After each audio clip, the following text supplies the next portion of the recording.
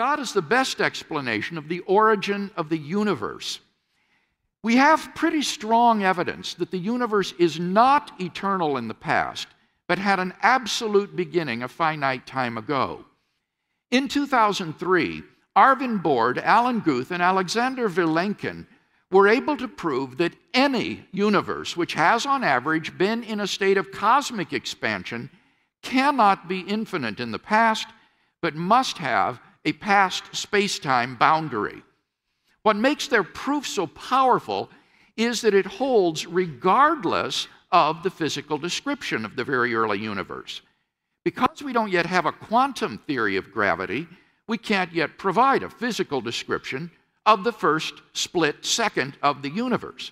But the Borde-Guth-Vilenkin theorem is independent of any physical description of that moment.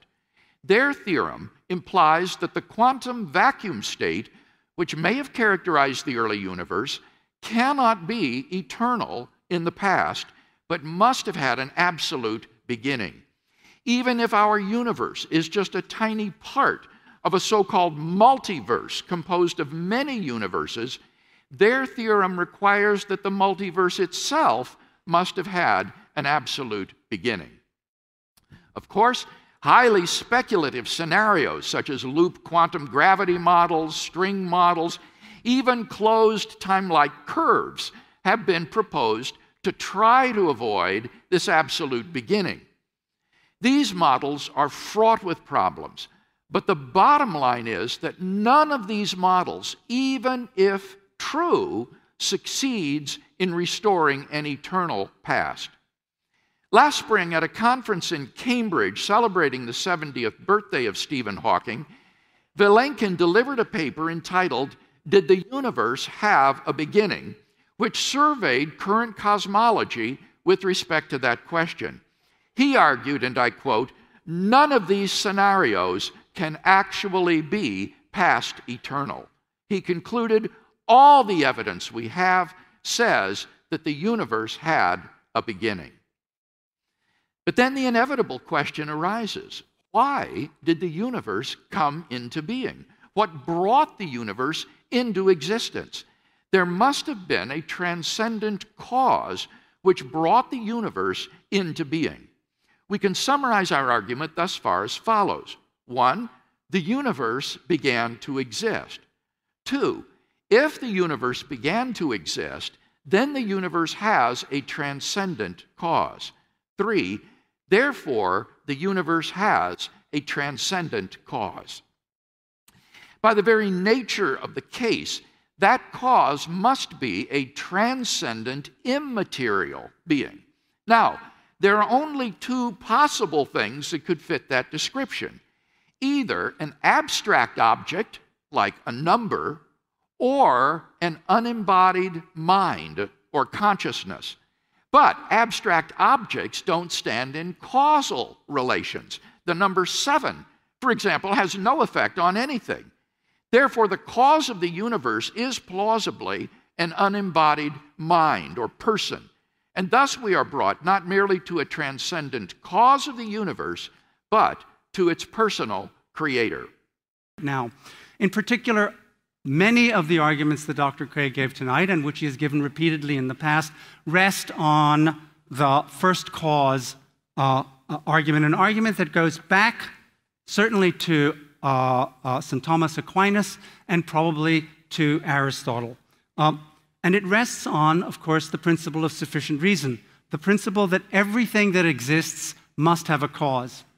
Now, the remarkable thing about this argument and the principle of sufficient reason, as it's called, on which it rests, is that the principle is plainly false.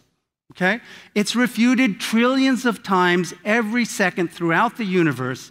It's refuted in this room, and I'll give you a pretty full explanation of why.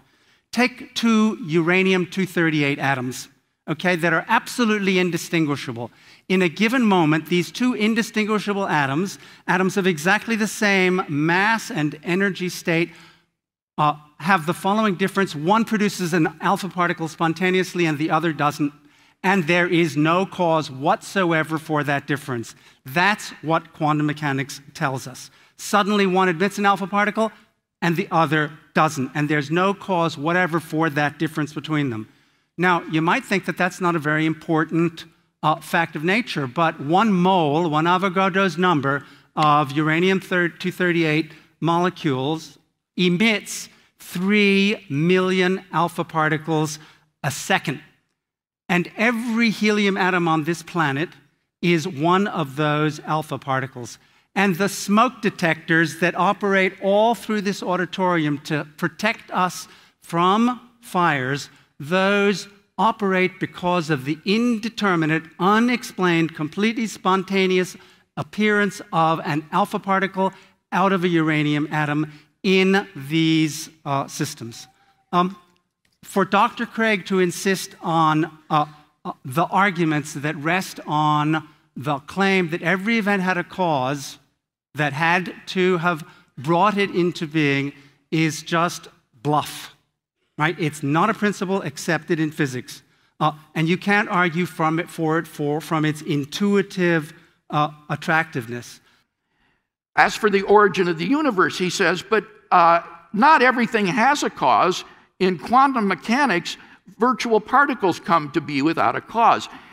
Notice that he misstates the first premise, which is that the universe began to exist, and then the second, if the universe began to exist, the universe has a transcendent cause. That's because the universe can't come into being out of nothing. And virtual particles don't come out of nothing. They come out of the quantum vacuum, which is a sea of roiling energy. Moreover, in quantum mechanics, it's not clear that these entities are in fact uncaused. There are deterministic interpretations of quantum mechanics, according to which the behavior of these particles is fully determined. And finally, number 3, I would say in response to this, that on the origin of the universe, you have to believe the entire universe could come into being from non-being in order for it to come to exist without a cause. And I think that takes more faith than belief in the existence of God.